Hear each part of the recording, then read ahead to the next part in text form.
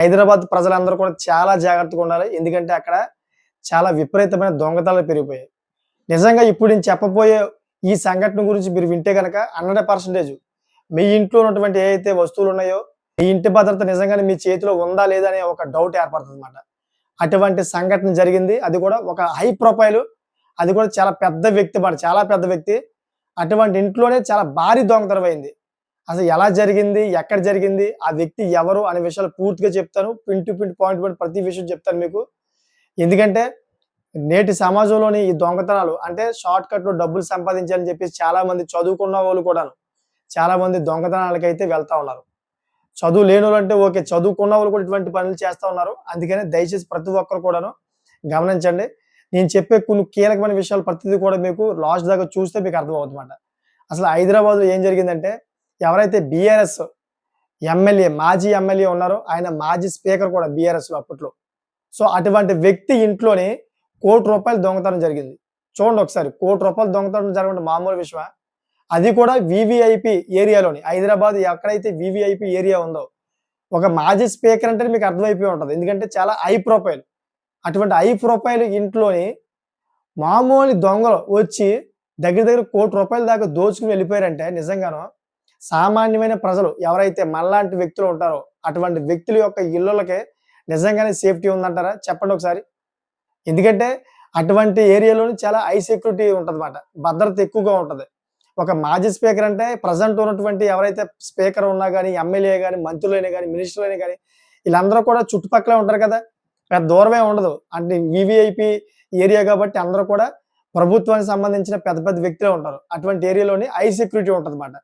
Present ఇతను మాజీ అవ్వనవచ్చు కానీ పక్కన ఏరియా అంతా కూడా హై సెక్యూరిటీ ఉంటది. హై సెక్యూరిటీ జోన్ అయ్యే ఉంటది.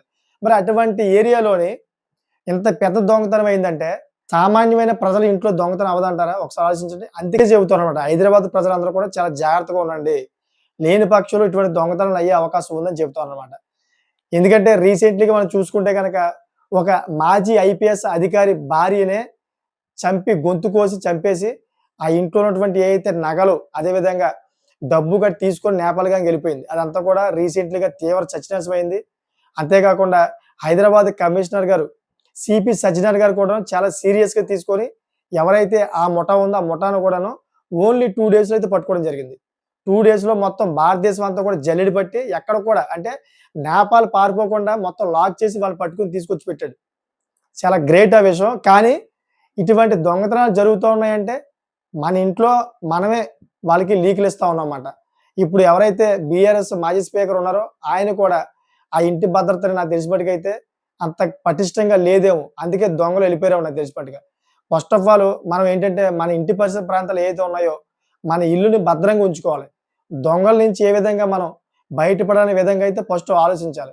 లేదు మా ఇంటికి ఎవరో దొంగలొస్తారులే, మా ఇంట్లో ఏముందిలే అనే విధంగా అయితే మీరు సహజంగా ఉన్నారనుకోండి. చాలామంది ఏమనుకుంటారంటే మా ఇంట్లో బంగారం ఉన్నా గాని, డబ్బులున్నా గాని ఏమీ లేనట్టుగా పేదోలుగా బిహేవ్ చేస్తా ఉంటారు. దొంగలు ఇయన్నీ కూడా గమనిస్తా ఉంటారు. దొంగలకేం కావాలి ఎంత దొరికితే అంత పట్టుకొని పోతారన్నమాట. సో, ఇటువంటి సమయంలోని మీరు ఇండ్లు ఏవైతే ఉన్నాయో ఇళ్ళన్నిట్లు కూడా ఇటువంటి సమయంలోని మీ ఇల్లులన్నిట్లో కూడా చాలా భద్రంగా ఉంచుకోవాలన్నమాట. బంగారాన్ని మీ స్టేట్ బ్యాంక్ ఉందనుకోండి, స్టేట్ బ్యాంక్ లాకర్‌లో పెట్టుకోండి. ఎందుకంటే స్టేట్ బ్యాంక్ లాకర్‌లో పెట్టుకున్నారనుకో అసలు మీకు సేఫ్టీ చాలా సేఫ్టీ. చాలామంది బంగారాన్ని ఇంట్లోనే పెట్టుకుంటారు. మరి అదేంటో నాకు అర్థం అవ్వదు. ఎందుకంటే ఒక 10 గ్రాములో, 15 గ్రాములు అంటే వేరే విషయం. దగ్గర దగ్గర 100 గ్రాములు, 200 గ్రాములు ఇళ్లలోనే పెట్టుకుంటారన్నమాట. అదేముంది బయట వ్యక్తులకు తెలిసిందనుకోండి, ఈ ఇన్ఫర్మేషన్ ఇస్తారు. ఎందుకంటే మీ ఇంట్లో తిరిగిన వ్యక్తులే, మీ ఇంట్లో పనిచేసిన వ్యక్తులే బయట వ్యక్తులకి ఇన్ఫర్మేషన్ ఇస్తారు. ఆ ఇన్ఫర్మేషన్ తీసుకుని వాళ్ళు దొంగలుగా అయితే మారువేషాలు వేసుకొని నైట్ పూట మీ ఇంటికొచ్చి ఎక్కడైతే మీరు దాచారో ఈ బంగారం డబ్బంతా కూడా దోచుకొని పట్టిపోతారన్నమాట. దానికి మించిన బెటర్ ఏంటంటే ఏదైతే నియరెస్ట్ మీకు స్టేట్ బ్యాంక్ గాని, లేదా ఇంక వేరే బ్యాంకులు ఏవైనా గాని ఆ బ్యాంకులో లాకర్ తీసుకొని పెట్టుకొని మీకు అవసరం వచ్చినప్పుడు ఏసుకోవడం, అవసరం లేనప్పుడు ఆ లాకర్‌లో పెట్టుకోవడం చాలా బెటర్ నా ఉద్దేశంలో అయితే గనక. ఎందుకంటే ఈ దొంగల నుంచి బయట పడలేకపోతున్నారు. పోలీసులు ఎంత పటిష్ట భద్రత పెట్టినా గాని ఈ దొంగలైతే ఏదో విధంగా దొంగతనం చేసుకొని పోతా ఉన్నారన్నమాట. ఎందుకంటే ఇప్పుడు మీ ఎగ్జాంపుల్‌గా చూడండి ఒకసారి. ఇప్పుడు బీఆర్ఎస్ మాజీ స్పీకర్‌ని తీసుకోండి. ఒక స్పీకర్ ఇంట్లోకెళ్ళిపోయి ఒక ₹1,00,00,000 దొంగతనం చేసుకొని వెళ్ళిపోయారంటే సామాన్యంగా ఉన్న ప్రజల ఇళ్లలోని దొంగతనం చేయడం చాలా సింపుల్ మాట. ఎంత సింపుల్ అంటే మీరు తాళాలేసుకొని అలాగా ఒక గంట 2 గంటలు బయటికెళ్లారనుకోండి, ఏ సినిమాకెళ్లారనుకోండి, ఈ గంట 2 గంటలు మొత్తం ఖాళీ చేసుకెళ్ళిపోతారన్నమాట. అంటే ఆ విధంగా ఉంది పరిస్థితి. అందుకనే హైదరాబాద్ ప్రజలందరూ కూడా తగు జాగ్రత్తగా ఉండండి. ఎందుకంటే హైదరాబాద్‌లో ఇటువంటి వెంట ఘటనలు బాగా ఎక్కువైపోతా ఉన్నాయి. రీసెంట్‌గా ఇంకో ఘటన కూడా జరిగింది. ఏదైతే ఈ వేసవికాలం సెలవులు కాబట్టి చాలామంది పుణ్యక్షేత్రాలు గట్టా వెళ్తా ఉంటారు.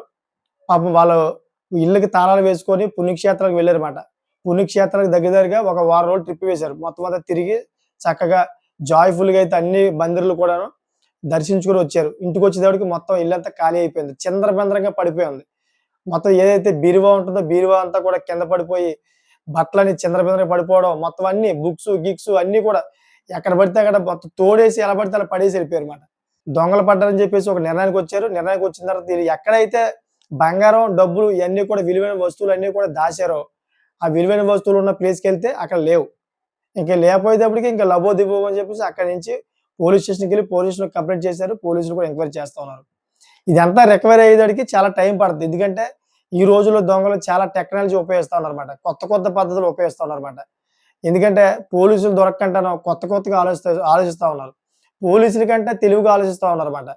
ఆ వ్యక్తుల్ని పట్టుకోవాలంటే పోలీసులు కూడా ఒక సవాల్‌గా మారిపోయింది ఈ రోజుల్లోని.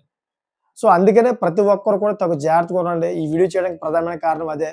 ఒక పెద్ద హై ప్రొఫైల్ వీవీఐపీ ఏరియాలోనే ఇంత పెద్ద దొంగతనం అయిందంటే, మనలాంటి మనుషుల ఇళ్లలోని దొంగతనం అవ్వడం చాలా ఈజీ మాట. అందుకనే మీ ఇళ్లలో ఉన్నటువంటి ఏదైతే విలువైన వస్తువులున్నాయో, డాక్యుమెంట్స్ ఉన్నాయో అన్నీ కూడా తీసుకెళ్ళి మీరు స్టేట్ బ్యాంకు ఏదైతే లాకర్ ఉందో లాకర్‌లో పెట్టుకోండి చక్కగా. ఆ లాకర్‌లో పెట్టుకోవడం వల్ల మీ ఏదైతే బంగారం ఉందో, మీ ఏదైతే ల్యాండ్ డాక్యుమెంట్స్ ఇయన్నీ ఉన్నాయో అన్నీ కూడా సేఫ్‌గా ఉంటాయి. ఒకవేళ ఇంట్లో ఫైర్ అయినా గానీ, ఈ బంగారం గానీ, లేదా డాక్యుమెంట్స్ అని ఏవి కూడా మీకు పోవమాట. చక్కగా స్టేట్ బ్యాంకు లాకర్‌లోని సేఫ్‌గా ఉంటాయి. సో, దయచేసి ప్రతి ఒక్కరు కూడా దీన్ని పాటిస్తారని కోరుకుంటున్నాను. అంతేకాకుండా ఇటువంటి దొంగల నుంచి అయితే తగు జాగ్రత్తగా ఉంటారని చెప్పేసి ఈ వీడియో చేశానన్నమాట.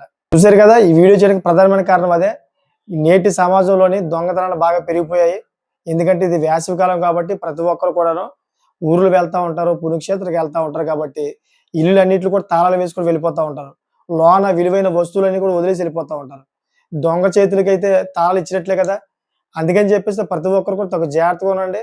మీ విలువైన వస్తువులన్నీ కూడాను దొంగలకి దొరక్కండా అయితే చక్కగా దాచుకోండి. వాళ్ళకి తెలియకంటే ఎక్కడ మీకు భద్రంగా అనిపిస్తుందో అటువంటి ప్లేస్‌లో దాచుకొని మీరు ఏదైనా ప్రయాణాలు చేస్తే బెటర్ అని చెప్పేసి ఈ వీడియో చేశాను. సో, చూసారు కదా! దీని మీద ఒక మంచి కామెంట్ చేయండి. ఈ కామెంట్ ఎలా ఉండాలంటే, ఈ రోజుల్లో దొంగతనాలు జరుగుతూ ఉన్నాయి. ఈ దొంగతనాల నుంచి ఏ విధంగా బయటపడాలి? ఏదైతే బంగారం, అదేవిధంగా ఏదైతే ఇంటి డాక్యుమెంట్స్, వెండి, నగదు ఇయన్నిటిని కూడాను దొంగల చెంతకి దొరకకుండా ఏ విధంగా అయితే మనం దాన్ని సేఫ్‌గా పెట్టుకోవాలి అనే విధం మీద అయితే మీరు కామెంట్ చేయండి. ఎందుకంటే చాలామంది వచ్చి వీడియో చూస్తారు కాబట్టి, ఈ వీడియో చూసినప్పుడు ఈ కామెంట్స్ అన్ని కూడా చదువుతా ఉంటారన్నమాట. ఈ కామెంట్ చదివినప్పుడు వాళ్ళకి మీరు చేసే కామెంట్ ఎలా ఉండాలంటే, ఇది కరెక్ట్ ఐడియా, మంచి ఐడియా. ఎవరో కామెంట్ బాగా చేశారు. ఇది ఉపయోగపడుతుందనే విధంగా అనుకోవాలన్నమాట. అటువంటి కామెంట్ చేస్తారని కోరుకుంటున్నాను. అదేవిధంగా ఇటువంటి లేటెస్ట్ ఇంట్రెస్ట్ టాపిక్ కోసం మీరు ఎప్పటికప్పుడు నా ఛానెల్ సబ్స్క్రైబ్ చేసుకోండి. ఎందుకు సబ్స్క్రైబ్ చేసుకోమంటున్నానంటే ఇటువంటి టాపిక్ మాట మంచి టాపిక్స్ అన్ని కూడా మీ ముందుకు తీసుకొస్తా ఉంటాను. మిమ్మల్ని అందరూ కూడా అలర్ట్ చేస్తా ఉంటాను. Thanks for watching friends.